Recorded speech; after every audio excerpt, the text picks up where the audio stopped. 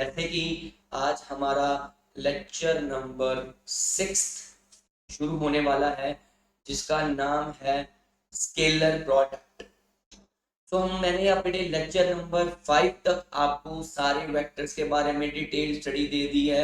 उसमें मैंने आपको न्यूमेरिकल्स करवाए हैं अच्छे अच्छे, हर एक तरह का न्यूमेरिकल जो एग्जाम के विद रिस्पेक्ट टू था, नीट के विद रिस्पेक्ट टू था, मैंने डिस्कस करवाया है। इस सीरीज वेक्टर की सीरीज के बाद आपको एक एमसीक्यू की सीरीज भी आपके लिए लेके आऊंगा, 50 एमसीक्यू इन वन शॉट में। सो हमारा जो ये सिलसिला चल रहा है, हमारा जो ये पैटर्न चल रहा है, ये नीट 2023 के लिए चल रहा है।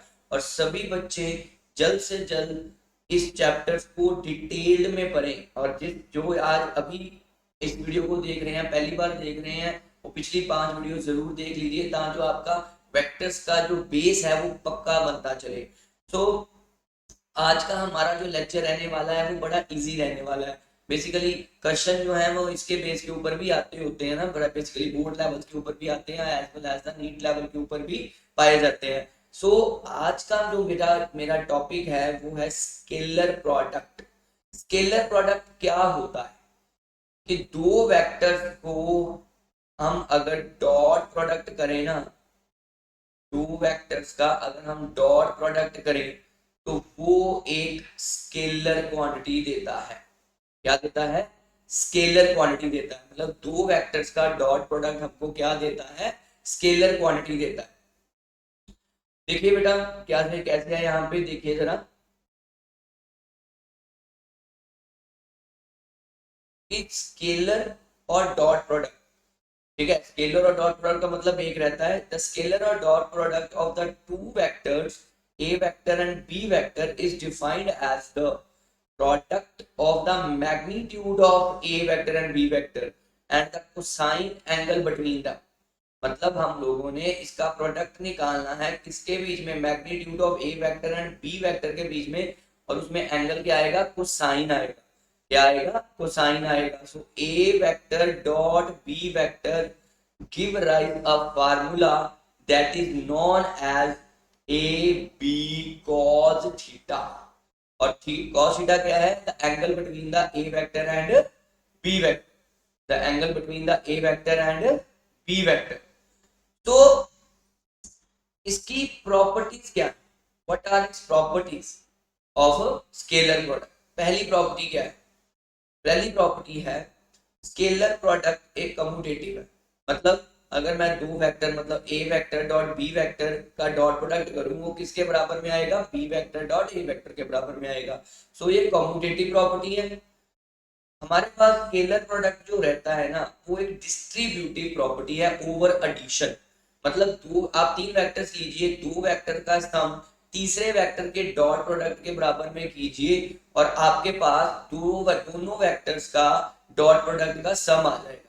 दोनों वेक्टर्स का डॉट प्रोडक्ट का क्या आ जाएगा मेरे प्यारे बच्चों? सम आ जाएगा। ये बहुत इंपॉर्टेंट प्रॉपर्टी है कि ए वेक्टर का अगर आप डॉट प्रोडक्ट करते हो B vector plus C vector के साथ, तो वो क्या बन जाता है? A vector dot B vector plus A vector dot C vector. Third property आप लोगों के पास आ रहा है कि ए वेक्टर और बी वेक्टर अगर आपके पास mutually perpendicular to each other है, मतलब जिनमें थीटा कितना है? 90 डिग्री। इसमें थीटा कितना है? 90। परपेंडिकुलर का मतलब तो 90 डिग्री होता है। तो उन दो वेक्टर्स का जो स्केलर प्रोडक्ट होगा, जो mutually perpendicular to each other है, उनका डॉट प्रोडक्ट ऑलवेज क्या आएगा बेटा? जीरो आएगा। उनका ऑलवेज क्या आएगा? डॉट प्रोडक्ट जीरो आएगा। अगर मैं बात करूं कि मेरे पास दो वेक्टर्स हैं, ए वेक्टर एंड बी वेक्टर, और वो पैरेलल है। क्या है वो? पैरेलल। तो जो उनका स्केलर प्रोडक्ट आएगा, उनका मैक्सिमम मैग्नीट्यूड होगा। मैक्सिमम मैग्नीट्यूड कोसाइन एंगल में कब होता है? जब हमारे पास उसका एंगल कितना रहता है? जीरो। वैसे भी तो पैरेलल है ना, अगर दो वेक्टर ए और बी, सपोज कर लीजिए अगर ये दो वेक्टर्स हैं, ए वेक्टर और बी वेक्टर, अगर ये दोनों वेक्टर्स पैरेलल जा रहे हैं, कहाँ जा रहे हैं? पैरेलल जा रहे हैं। अरे ये पैरेलल दोनों हम साथ साथ हैं, तो 0 डिग्री हो गया। तो 0 डिग्री का cos जीरो कितना रहता है? 1। तो A vector dot B vector is equal to A B, तो कितना आ गया ये? A B. cos जीरो कितना हो गया? 1, तो वो कितना आ गया? A B. अब फिफ्थ प्रॉपर्टी बोल रही है कि ए वेक्टर और बी वेक्टर अगर दो एंटी पैरेलल, तो एंटी पैरेलल मतलब वो अपोजिट डायरेक्शन में हो, तो अपने घर लड़ाई हुई, पहले दो चल रहे थे सीधे, लड़ाई हुई, दोनों का अपने अपने रास्ते बदल लिए, बिल्कुल उलट हो गए। ठीक है, क्या हो गए, बिल्कुल उलट हो गए।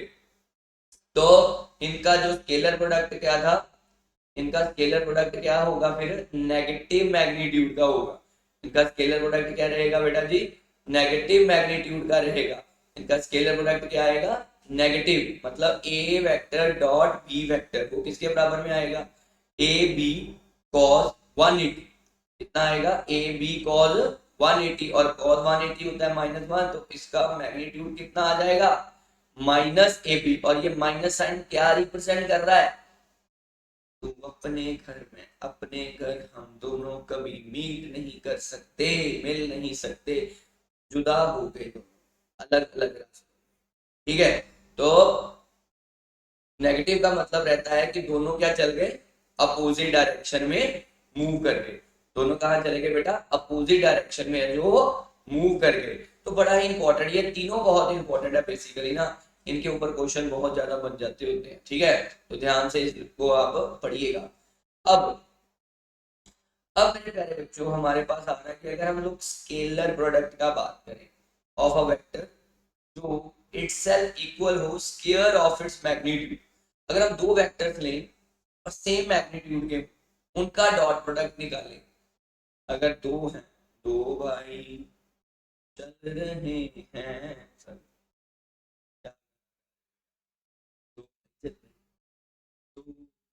सफर चल रहे हैं, चुपके चुपके, चुपके चुपके।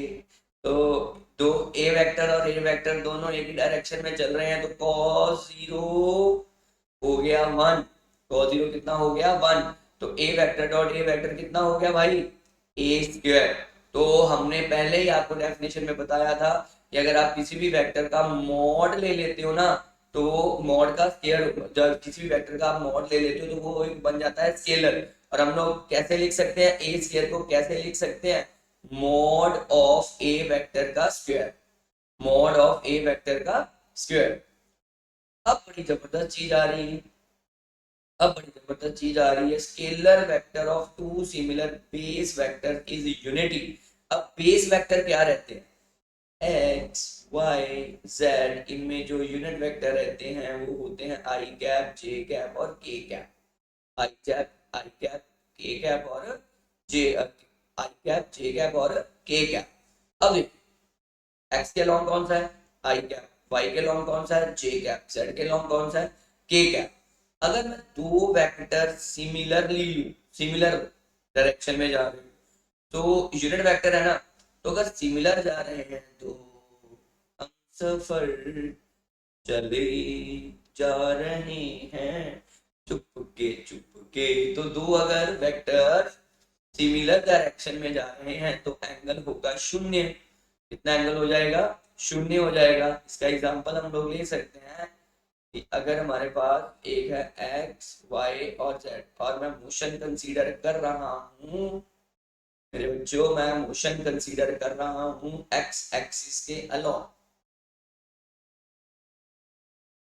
तो अगर मैं सपोज करूं कि दोनों ही वेक्टर्स, दोनों ही यूनिट वेक्टर जो है वो एक्स एक्सिस के अलोंग जा रहे हैं, तो उनमें एंगल होगा शून्य, जीरो, सिफर, जीरो, शून्य, सिफर। तो यूनिट वेक्टर का कितना रहता है, 1 और 1, और cos 0 कितना हो गया 1। सो दमादम मस्त कलंदर, वेक्टर का पहला नंबर, यूनिटी का पहला नंबर, तो कितना हो गया 1, कितना हो गया 1। सो अगर आई डॉट आई 1 के बराबर में है तो जे डॉट जे भी किसके बराबर में होगा, क्योंकि एंगल कितना है, जीरो है। तो आपको पता है दो वेक्टर का डॉट प्रोडक्ट हमेशा आपको cos थीटा देता है। तो अगर सिमिलर जा रहे हैं तो वो क्या रहेंगे, वो रहेंगे 0 डिग्री। कितने रहेंगे, 0 degree. So I dot I, J dot J, के डॉट के इज इक्वल टू 1। कितना रहेगा बच्चे, 1 रहेगा। कितना रहेगा, 1 रहेगा। तो बहुत सिंपल था। अब अब अब हम लोग बात करेंगे कि अगर हम लोग दो डिफरेंट डिफरेंट वेक्टर्स का बात करें, डिफरेंट डिफरेंट डायरेक्शंस का बात करें, तो एक वेक्टर अगर आई डायरेक्शन में जा रहा है, दूसरा वेक्टर जे में जा रहा है, तो दोनों के बीच का एंगल कितना रहेगा कालिया? उनमें एंगल रहेगा 90। कितना रहेगा? 90, 90। तो आई डॉट जे, तो cos 90 कितना हो गया? शून्य। कितना हो गया? शून्य। तो cos 90 0, तो I dot J is equal to 0, big zero, big zero. ठीक है, तो अगर हम दो डिसिमिलर वेक्टर्स का करेंगे डॉट प्रोडक्ट, तो वो ऑलवेज क्या आएगा? 0 आएगा। तो क्या समझा कि दो सिमिलर वेक्टर का डॉट प्रोडक्ट कर दो यार, I dot I, J dot J, के डॉट के को 1। और अगर दो डिसिमिलर वेक्टर का आई डॉट जे, जे डॉट के डॉट आई कर दो तो वो 0। सिंपल सी बात है, और कोई उसमें कोई याद करने वाला चीज नहीं है, क्योंकि आपको स्टार्टिंग में मैंने एक चीज बता रखी है, A B cos theta. Theta अगर 0 है, क्योंकि दो सिमिलर पैरेलल चल रहे हैं, तो उसमें एंगल कितना रहेगा? 0 रहेगा। कॉस 0 कितना होता है? 1 होता है। हमने वहां पर यूनिट वेक्टर लिया था, उसकी वैल्यू वैसे ही यूनिट ही रहती है, समझ गए? तो अगर दो परपेंडिकुलर हैं, तो उनका कितना रहेगा? 90, और cos 90 शून्य रहता है। कितना रहता है? शून्य रहता है। ठीक है, कितना रहता है? शून्य रहता है।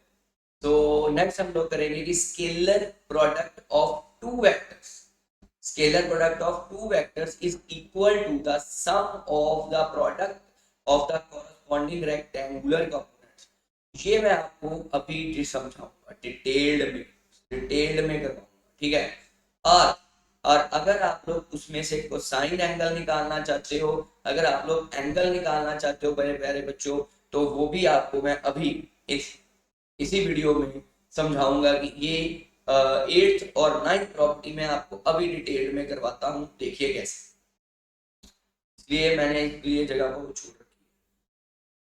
Scalar product of in terms of rectangular components. देखिए, scalar product of rectangular components, देखो बेटा, A dot B, A B cos theta scalar product है, मालूम है। ठीक है, हमारे पास एक्स, वाई और जेड, यहाँ पर क्या आ सकता है? I cap A X, J cap B X, और K cap A X, sorry A Y. मतलब क्या आ गया? I cap A x, Y की फॉर्म क्या आ गया? आई कैप ए वाई, और यहाँ पर क्या आ गया? यहाँ पर हमारे पास क्या आ गया? के कैप ए जेड। थोड़ा सा इसको बड़ा करके बना देते हैं, ताकि आपको पेट में अच्छी तरह से समझ आ गया। X, Y and Z. ठीक है, एक्स एक्सिस के अलॉन्ग क्या होगा? I cap A X. ठीक है, वाई एक्सिस के ए वेक्टर के विद रिस्पेक्ट टू कर रहे हैं ना, पहले वेक्टर का कर रहे हैं, तो इधर वाई के अलॉन्ग क्या होगा? J cap A Y. Z axis के अलॉन्ग क्या होगा? A cap A Z. पहला समझ आ गया? पहला सभी को समझ आ गया। अगर मैं बी वेक्टर को ही रेक्टेंगुलर कंपोनेंट्स में लेके चलूं, तो फिर वो कैसा रहेगा? अरे अच्छा रहेगा, अच्छा रहेगा। तो क्या, देखिए इधर क्या आ जाएगा? आई cap B X, J cap B Y, K cap B Z, के कैप बी जेड। तो ये दो वेक्टर्स के रेक्टेंगुलर कंपोनेंट्स क्या है? दो वेक्टर्स के रेक्टेंगुलर कंपोनेंट्स। मैंने यहां पर क्या लिख सकता हूँ? ए वेक्टर को कैसे लिख सकता हूँ? I cap A X, J cap A Y, K cap A Z. B vector को कैसे लिख सकता हूँ? I cap B X, J cap B Y, और के कैप बी जेड। ठीक है, क्लियर है? इसको मैंने रिजॉल्व कर दिया। अब मैं बच्चों करूंगा बात ए डॉट बी। ए का value cap A X, J cap A Y और ए कैप ए जेड, इनका डॉट प्रोडक्ट निकाल लो इसके साथ, बी वाले के साथ, I cap B X, J cap B Y और A cap B Z, A cap B Z. ठीक है, अब इनका डॉट प्रोडक्ट करना है ना हम लोग, तो वो कैसे है, पहले इस टर्म को आई कैप ए एक्स को पूरी के साथ मल्टीप्लाई कर लो, पूरी के साथ क्या कर लो, मल्टीप्लाई कर लो, आई कैप ए एक्स को पूरी टर्म के साथ multiply, dot product basically.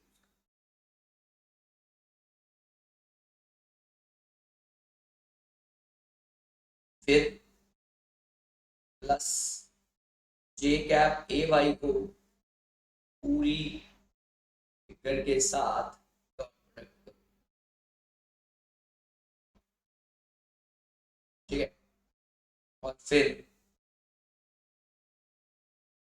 A cap A Z को पूरी फिगर के साथ, पूरी टर्म के साथ डॉट प्रोडक्ट करो, डॉट प्रोडक्ट नंबर काट सकते हैं, ठीक है।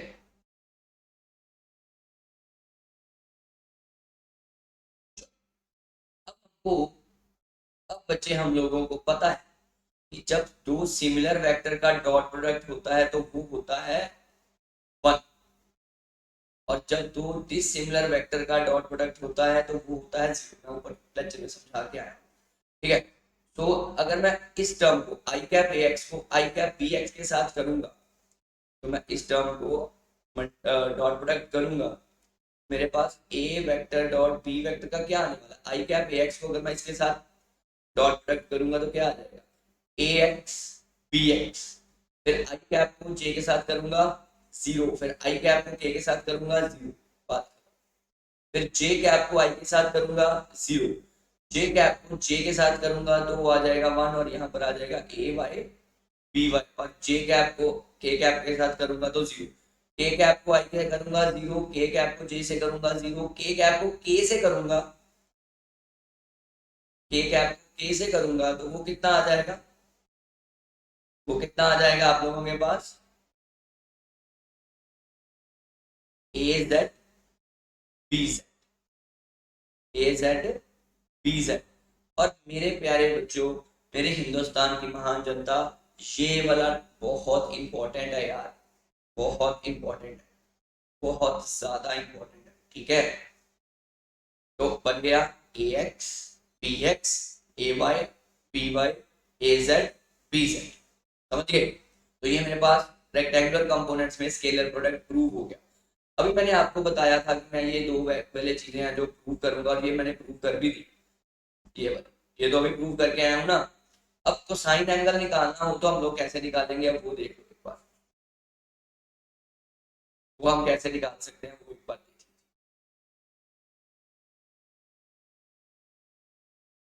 हमारे पास A vector dot B vector रहता है ए बी कॉस थीटा, और कॉस थीटा रहता है A vector dot B vector upon A B, upon A B. A vector dot B vector तो आपने निकाल लिया, वो तो ऊपर आ गया इसके।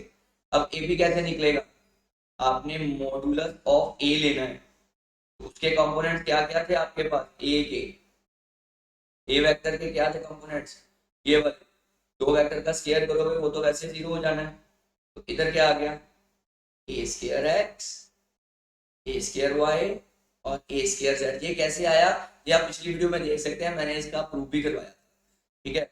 और बी वेक्टर का मॉड लेंगे तो उसके कंपोनेंट्स का स्क्वायर हो जाएगा with root B square X square Y B square Z.